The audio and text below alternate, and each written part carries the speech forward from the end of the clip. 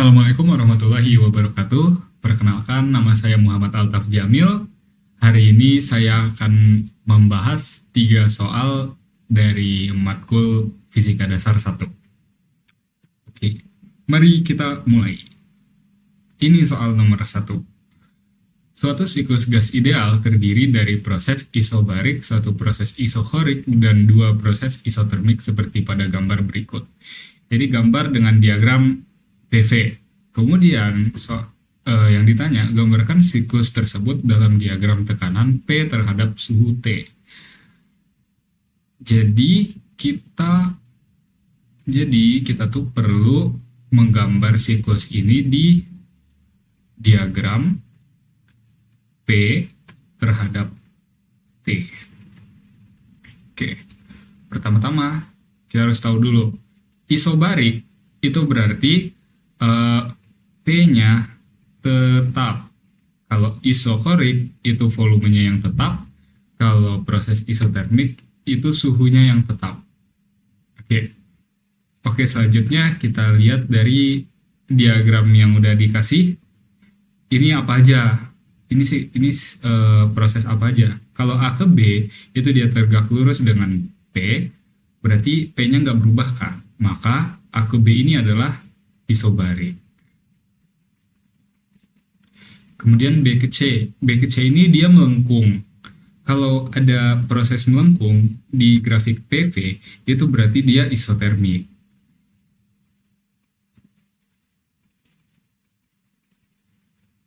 Kemudian C ke D. Oh ya, BTW, A ke D ini juga isotermik. Langsung saja ya, kita anuin. Karena mereka sama-sama melengkung, berarti dua-duanya ini isotermik. Benar kan, ada 2 proses isotermik. Terakhir yang CD. CD ini dia tegak lurus dengan V. Artinya apa? V-nya tidak berubah. Berarti CD ini adalah isochorik.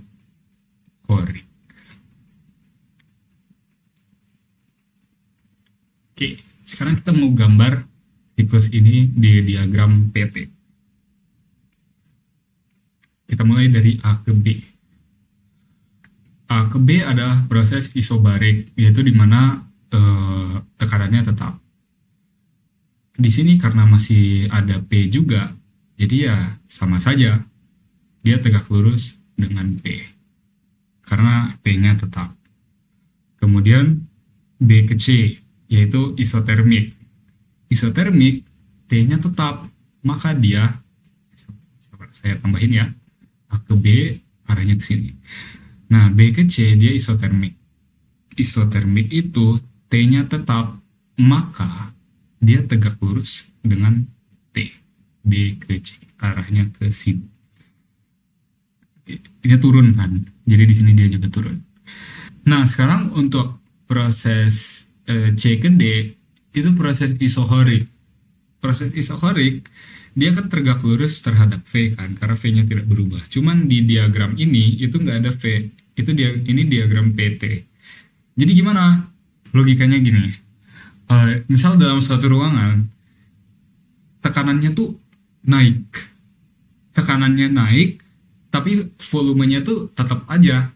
Volumenya tuh nggak berubah, cuman tekanannya naik. Otomatis gimana dong? Berarti kalau tekanannya naik, suhunya juga ikut naik. Nah, bedanya di sini, tekanannya turun. Di sini tekanannya turun, tapi volumenya tetap. Kalau tekanannya turun, terus volumenya tetap, otomatis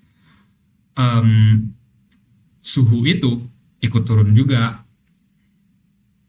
Maka, garis C ke D di diagram PT itu miring kayak gini. Karena tekanannya turun dan suhunya juga ikut turun. Kemudian terakhir D ke A itu juga isotermik sama seperti yang ini, cuma bedanya dia lebih panjang. Jadi seperti ini. D ke A. Oke, itu untuk nomor 1 sudah selesai. Nomor 2. Perhatikan grafik PV terhadap T dari gas neon, gas nitrogen, dan gas oksigen. Jika massa tiap gas sama, maka tentukan urutan gas yang ditunjukkan oleh 3, 2, dan 1 pada grafik di atas. Kemudian di sini kita diketahui MR dari masing-masing gas. Ya, pertama-tama kita untuk mencari tahu permasalahan ini kita harus tahu rumus PV. Itu PV sama dengan NRT.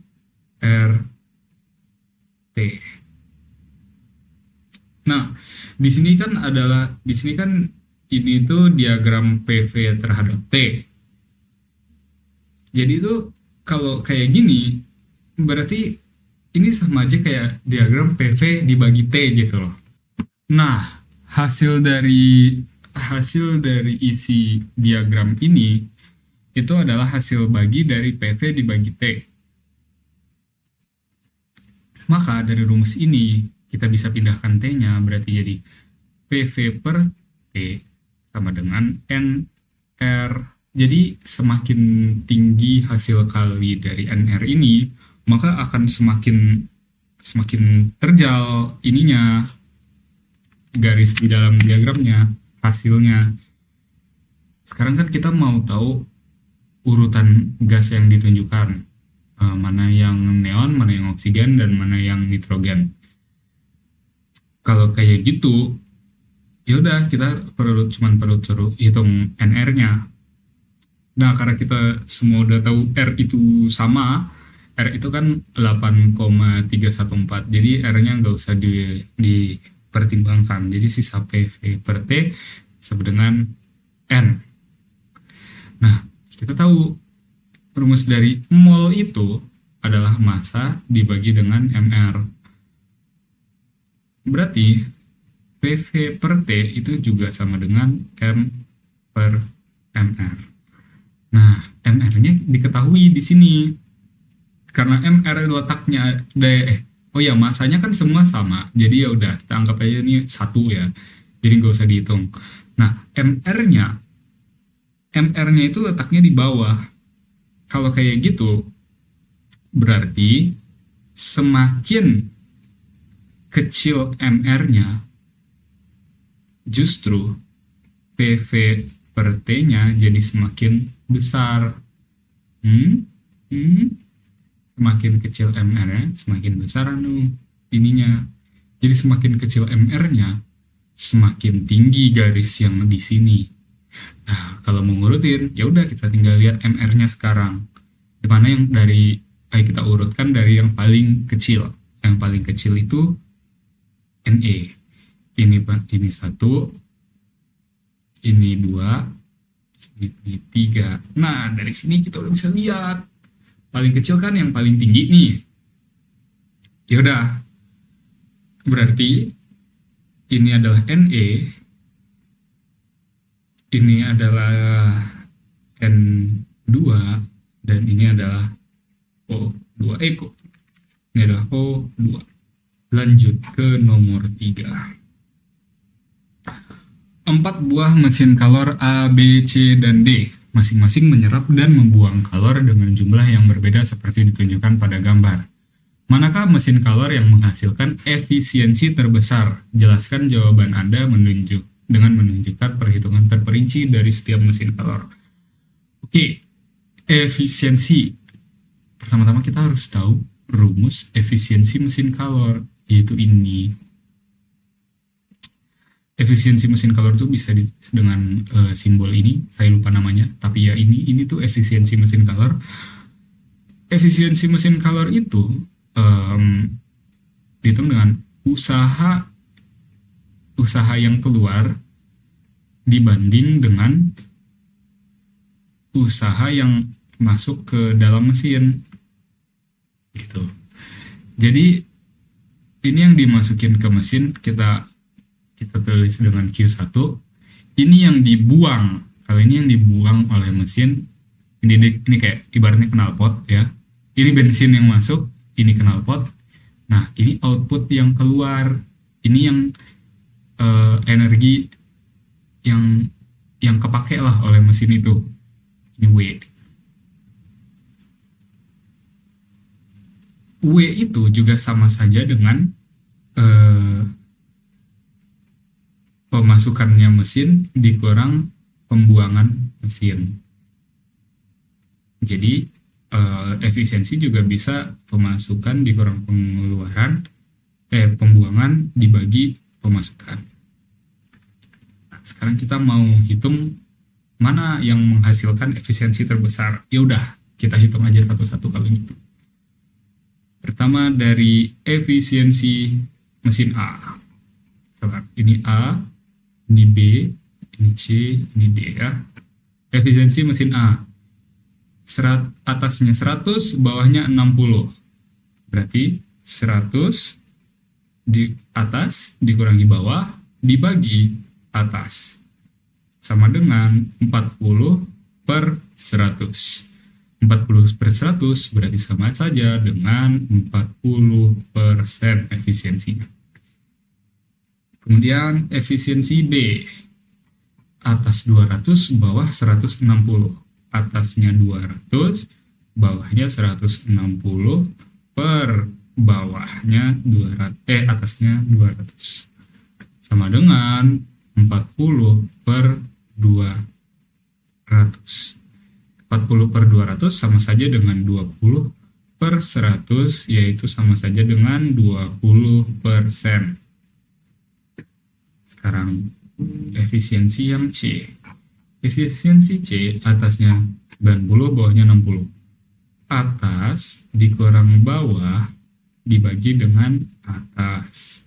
Sama dengan 30 per 90 atau sama saja dengan 1/3, yaitu kalau dipersenkan adalah 33,33%. Terakhir, efisiensi D. Atas 90, bawah 40. 90 dikurangi 40 dibagi 90 sama dengan 50 per 90. Sama dengan 5/9. 5/9 itu adalah 55,55%. Oke, selesai sudah 3 soalnya. Ya udah, ini. Oke, terima kasih semuanya udah nonton. Terima kasih Pak Iqbal udah ngasih saya kesempatan buat nambahin nilai saya. Untuk teman-teman yang udah nonton video ini, terima kasih. Semoga teman-teman yang nonton video ini bisa belajar, bisa ikut belajar juga dari penjelasan saya. Dan ya udah, itu saja. Terima kasih sudah nonton. Wassalamualaikum warahmatullahi wabarakatuh.